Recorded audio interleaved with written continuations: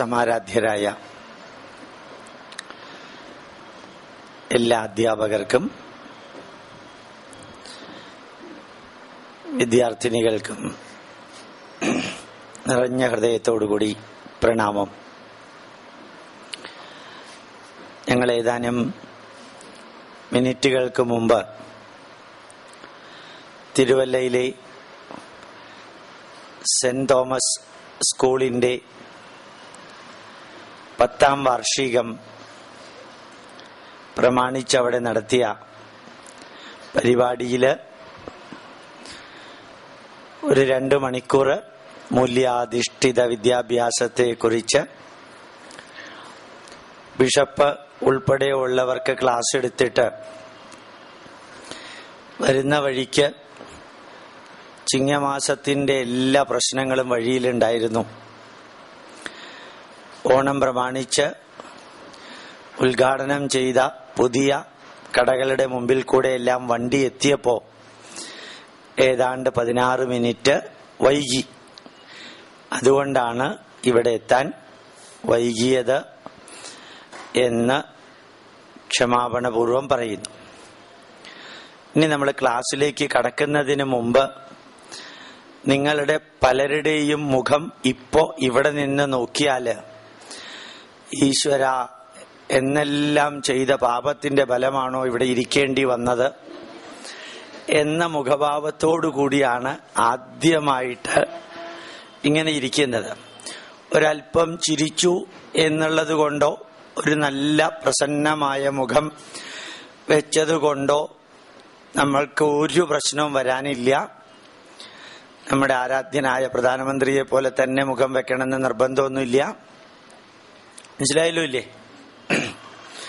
എല്ലാവരും ഒരു മന്ദസ്മിതത്തോടുകൂടി ഇരിക്കും. വലിയ കുഴപ്പമുള്ളതൊന്നും അല്ല പറയാൻ പോകുന്നത് ഞാൻ. ഇപ്പൊ യഥാർത്ഥത്തില് നമ്മുടെ ജീവിതത്തില് ആവശ്യമായ കുറേ കാര്യങ്ങള് കേൾക്കാനല്ല നമ്മൾ വന്നിരിക്കുന്നത്, അക്ഷരാർത്ഥത്തിൽ പഠിക്കാനാ വന്നിരിക്കുന്നത്. നമ്മുടെ ജീവിതത്തിൽ ധാരാളം കാര്യങ്ങൾ കേൾക്കുന്നുണ്ടാവും. അതിൽ വളരെ കുറച്ച് മാത്രമേ മനസ്സിൽ നിലനിൽക്കുകയുള്ളൂ, ബാക്കിയുള്ളതെല്ലാം പോകുന്നുണ്ടാവും. അതേ സമയത്ത് നമ്മുടെ ജീവിതത്തെ കുറെ കൂടി സമ്പുഷ്ടമാക്കാൻ, ജീവിതത്തെ പീസ്ഫുള്ളാക്കാൻ, ശാന്തമാക്കാൻ, പർപ്പസ്ഫുള്ളാക്കാൻ, പ്രയോജനപ്രദമാക്കാൻ, ഫ്രൂട്ട്ഫുള്ളാക്കാൻ, ബലവത്താക്കാൻ, യൂസ്ഫുള്ളാക്കാൻ, നമുക്ക് നമ്മളുമായി ബന്ധപ്പെട്ട എല്ലാവർക്കും നമ്മളെ കൊണ്ട് കുറെ കൂടി നന്മ നിറഞ്ഞ പ്രയോജനം ഉണ്ടാവാൻ. ഇപ്പൊ യൂസ്ഫുള്ള്, ഫ്രൂട്ട്ഫുള്ള്, പർപ്പസ്ഫുള്ള്, പീസ്ഫുള്ള്. നിങ്ങൾ മലയാളികളായ സ്ഥിതിക്ക് ഇംഗ്ലീഷ് നല്ലോണം അറിയാം, മലയാളം അറിഞ്ഞൂടെങ്കിൽ എന്ന് എനിക്കറിയാം. യഥാർത്ഥത്തില് 4 വാക്ക് മനസ്സിലായല്ലോ. യൂസ്ഫുള്ള്, ഫ്രൂട്ട്ഫുള്ള്, പർപ്പസ്ഫുള്ള്, പീസ്ഫുള്ളാക്കാൻ.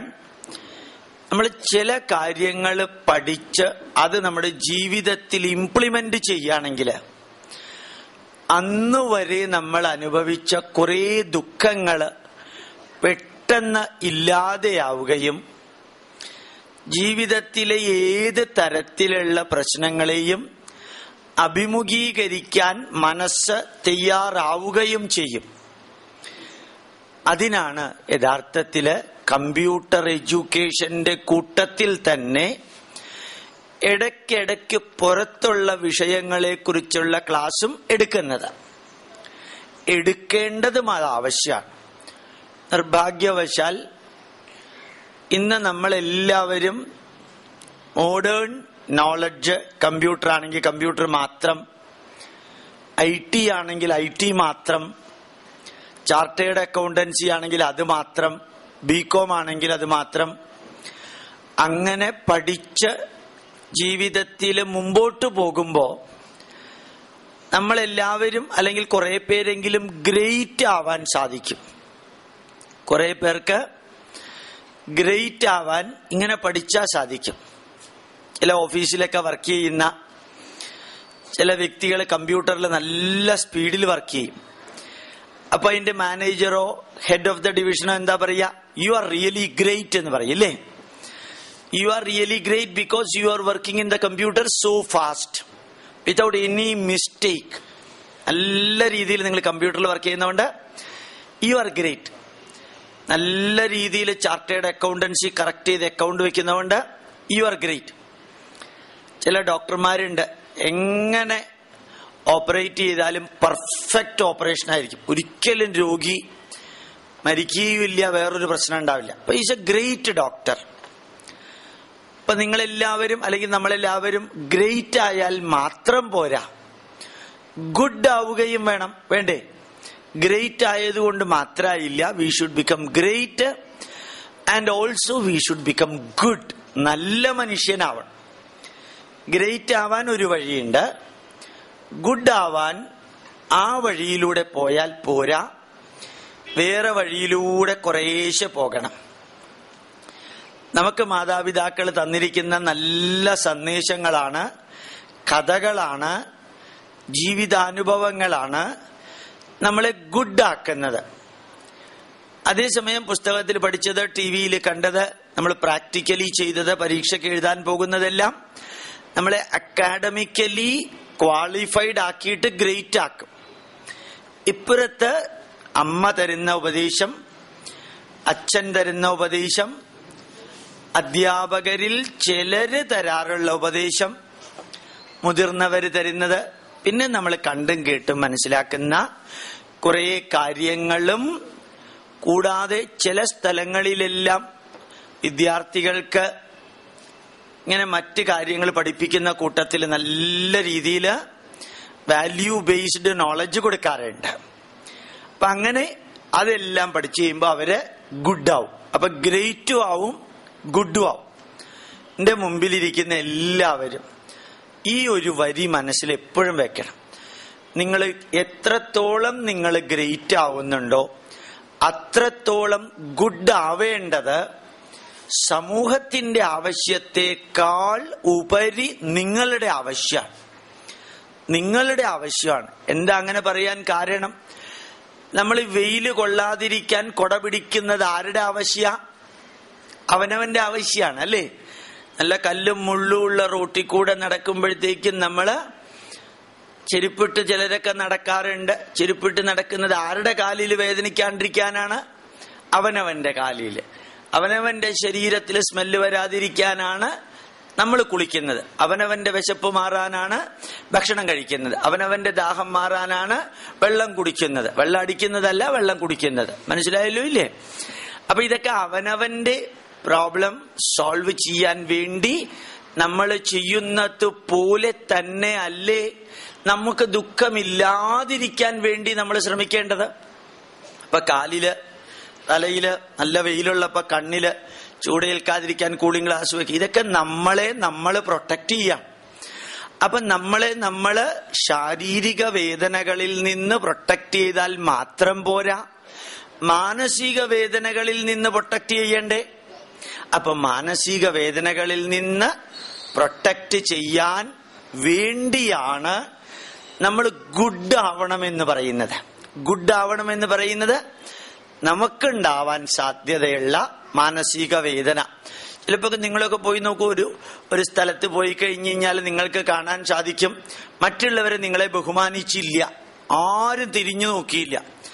അപ്പൊ നിങ്ങൾക്ക് തോന്നും ഞാൻ വെറുതെ ഇവിടേക്ക് വന്നതാ, വരണ്ടായിരുന്നു, വെറുതെ വിഷമം തോന്നുന്നു ഇവിടേക്ക് വന്നതില് എന്ന് നമ്മൾ തോന്നില്ലേ? അപ്പൊ നമ്മൾ തിരിച്ച് വിചാരിക്കുകയാണെന്ന് വിചാരിക്കാം, അയാൾക്ക് ധാരാളം ജോലിയുണ്ട്, അയാൾ വളരെ തിരക്കിലാണ്, അയാൾക്ക് ചിലപ്പോൾ മൈൻഡ് ചെയ്യാൻ പറ്റിയില്ല എന്ന് വരും. ചിലപ്പോൾ ഞാനും അയാളുടെ സ്ഥാനത്താണെങ്കിൽ വരുന്നവരെ മൈൻഡ് ചെയ്യാൻ എനിക്ക് സമയം കണ്ടില്ലെന്ന് വരും, കണ്ടെത്താൻ സാധിച്ചില്ലെന്ന് വരും. അതുകൊണ്ട് ഞാൻ ദുഃഖിക്കേണ്ട ആവശ്യമില്ല എന്ന് നമ്മൾ നേരത്തെ പഠിച്ചിട്ടുണ്ടെങ്കിൽ അവിടെ ദുഃഖം വരുമോ? നമുക്ക് ഇല്ല. അതുകൊണ്ട് നമ്മൾ എന്നും ഗ്രേറ്റ് ആവുന്നതോടൊപ്പം, ഗ്രേറ്റ് എന്ന് പറഞ്ഞാൽ ഡോക്ടർ APJ അബ്ദുൽ കലാമിനെ പോലെയുള്ള ഗ്രേറ്റ്നെസ് അല്ല ഞാൻ പറഞ്ഞത്. നമ്മുടെ വർക്കിൽ നമ്മൾ ഗ്രേറ്റ്. ചില കുട്ടികളൊക്കെ ഉണ്ട് കമ്പ്യൂട്ടറിൽ വർക്ക് ചെയ്യുന്ന കണ്ടാല് നമുക്ക് അത്ഭുതം തോന്നും. ദുബായിൽ ഞാൻ പോയാൽ താമസിക്കുന്നത് കൃഷ്ണമൂർത്തി എന്ന് പറയുന്ന ഒരാളുടെ വീട്ടിലാ. ആ കൃഷ്ണമൂർത്തിയുടെ മകനുണ്ട് 7ാം ക്ലാസ്സില്. 7ാം ക്ലാസ്സിൽ പഠിക്കുന്ന സമയത്ത് അയാൾ വെബ് ഡിസൈൻ ചെയ്യും, വെബ്സൈറ്റ് ഉണ്ടാക്കും ഓരോരുത്തർക്ക് വേണ്ടിയിട്ട്. 7ാം ക്ലാസ്സേ ആയിട്ടുള്ളൂ, ഭയങ്കര കപ്പാസിറ്റിയാ. അപ്പൊ അങ്ങനെ ആ കുട്ടിക്കൊരു ചേച്ചിയുണ്ട്, കൃഷ്ണമൂർത്തിയുടെ മകളുണ്ട്. ആ മകള് വളരെ ഉയർന്ന ക്ലാസ്സിലുള്ള കുട്ടികളെയും സ്കൂളിൽ വെച്ച് പഠിപ്പിക്കും. ആ പഠിപ്പിക്കാനുള്ള കപ്പാസിറ്റി വളരെ കൂടുതലാണ്. അവരെയൊക്കെ നമ്മൾ എന്താ പറയുക, ഗ്രേറ്റ് എന്ന് പറയാറുണ്ട്. അതേ സമയത്ത് അവർ ഗുഡുമാണ്. നിങ്ങളും അതേപോലെ ആധുനിക ലോകത്തില് വിദ്യാഭ്യാസത്തില് പൈതൃകത്തിന്റെ പ്രസക്തി എന്താണ് എന്ന് ചോദിച്ചാല് നമ്മളെ ഗ്രേറ്റ് ആക്കാൻ ആധുനിക വിദ്യാഭ്യാസവും നമ്മളെ ഗുഡ് ആക്കാൻ പൈതൃക വിദ്യാഭ്യാസവും ആവശ്യമാണ്. എന്റെ മുമ്പിൽ എല്ലാ മതത്തിലും പെട്ടവരുണ്ടെന്ന് നല്ലോണം എനിക്കറിയാം. എല്ലാ മതത്തിലും പെട്ടവർക്ക് നമ്മുടെ നാടിന്റെ പൈതൃകത്തിലെ അറിവുകള് ഒരു മതത്തിന് വേണ്ടി മാത്രമുള്ളതല്ല. നിങ്ങളൊന്ന് ഭഗവത്ഗീത 700 വരികളുണ്ട്. അതിലെവിടെയെങ്കിലും ഹിന്ദു എന്ന വാക്കോ എവിടെയെങ്കിലും സനാതന മതം എന്ന വാക്കോ ഉപയോഗിച്ചിട്ടുണ്ടോ എന്ന് നോക്കുക. അങ്ങനെ പറഞ്ഞാൽ അതിനകത്ത് കാണില്ല. അതേപോലെ രാമായണം വായിച്ചാൽ അത് ഹിന്ദുക്കളുടേതാണ് എന്ന് ഒരു സ്ഥലത്തും എഴുതിയിട്ടില്ല. രാമൻ ഒരു സ്ഥലത്തും പറഞ്ഞിട്ടില്ല എന്നെ അല്ലാതെ വേറൊരു ഈശ്വരനെ പൂജിക്കരുത്. രാമൻ ആ രാമായണത്തിലെ 24,000 ശ്ലോകത്തില് ഒരു സ്ഥലത്ത് പോലും താൻ ഈശ്വരാവതാരമാണെന്ന് പോലും പറഞ്ഞിട്ടില്ല. അത് ഞാൻ ഇപ്പൊ തുടക്കത്തിൽ പറഞ്ഞത് എന്തിനാണെന്നറിയാമോ? നമ്മൾ ചിലതിനെയെല്ലാം നമ്മൾ മുൻവിധിയോടുകൂടി കാണുന്നു. ഞാനിപ്പോ സെന്റ് തോമസ് സ്കൂളിലെ ക്ലാസ് എടുത്ത് ഇവിടെ വരുമ്പോ ഞാൻ അവരോട് പറഞ്ഞു, നിങ്ങളിൽ ധാരാളം പേര് ക്രിസ്ത്യാനികളാണ്, അധ്യാപകര് ഭൂരിഭാഗവും ക്രിസ്ത്യാനികളാണ്. നിങ്ങൾ ധരിക്കരുത് ബൈബിള് നിങ്ങളുടെ മാത്രമാണെന്ന്. നിങ്ങൾ ധരിക്കരുത് ബൈബിള് അവരുടെ ക്രിസ്ത്യാനികളുടെ മാത്രമാണെന്ന് ധരിക്കരുത്. കാരണം എന്താ? യേശുക്രിസ്തു പറഞ്ഞിരിക്കുന്ന നല്ല ഉപദേശങ്ങള് കുറച്ച് ഹിന്ദുക്കളും കുറച്ച് മുസ്ലിങ്ങളും ജീവിതത്തിൽ പകർത്തി എന്നുള്ളത് കൊണ്ട് വല്ല പ്രശ്നമുണ്ടോ? ഇല്ല. നിങ്ങൾ നോക്കുക, ഈ റോട്ടിൽ കൂടെ പോകുമ്പോ കാലില് നല്ല ചൂട് ഏൽക്കുമ്പോ നിങ്ങൾ ചെരുപ്പിടുന്നു എന്ന് പറഞ്ഞല്ലോ ഇല്ലേ നമ്മള്? ആ ചെരുപ്പ് ഉണ്ടാക്കിയത് ഒരു ഹിന്ദു ആണെന്ന് വിചാരിക്ക, നിങ്ങളത് ഇടണ്ടെന്ന് വിചാരിക്കോ? അല്ലെങ്കിൽ ആ കൊട സെന്റ് ജോർജ് കൊടയാ, ക്രിസ്ത്യാനിയുടെയാണ്, ഗോപാലകൃഷ്ണൻ ഹിന്ദു ആണ്, ആ സെന്റ് ജോർജ് കൊട എനിക്ക് വേണ്ട, കാരണം അത് ക്രിസ്ത്യാനിയുടെ കമ്പനിയിൽ ഉണ്ടാക്കിയതാ. അങ്ങനെ വിചാരിക്കേണ്ട കാര്യമുണ്ടോ? നല്ലോണം വിശക്കുമ്പോഴാണ് നമ്മൾ പോകുന്നത്.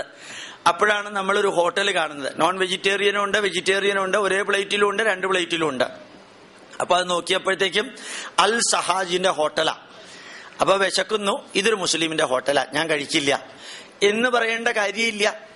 അപ്പൊ ഒരു ചെരുപ്പായാലും ഒരു കൊടയായാലും ഭക്ഷണമായാലും നമ്മളുടെ ശരീരത്തിന് നമുക്ക് വേണമെന്ന് തോന്നുന്നത് നമ്മുടെ എവിടെ നിന്നെല്ലാം എടുക്കുന്നുണ്ടോ അതേപോലെ മനസ്സിന് ആവശ്യമായിട്ടുള്ളത് എന്റെ മുമ്പിലിരിക്കുന്ന അനുജത്തിമാര്, അതേപോലെ അധ്യാപകര്, നിങ്ങൾ ഏത് വേഷമായാലും ഏത് മതമായാലും ഏത് ഇഷ്ടമായാലും ഏത് രാഷ്ട്രീയ പാർട്ടിയിലുള്ളവരാണെങ്കിലും ഭാരതത്തിലെ വേദങ്ങൾ പറയുന്നു, ആനോ ഭദ്രാഹ ക്രതവോയന്തു വിശ്വതഃ. എന്താ ഇതിന്റെ അർത്ഥം?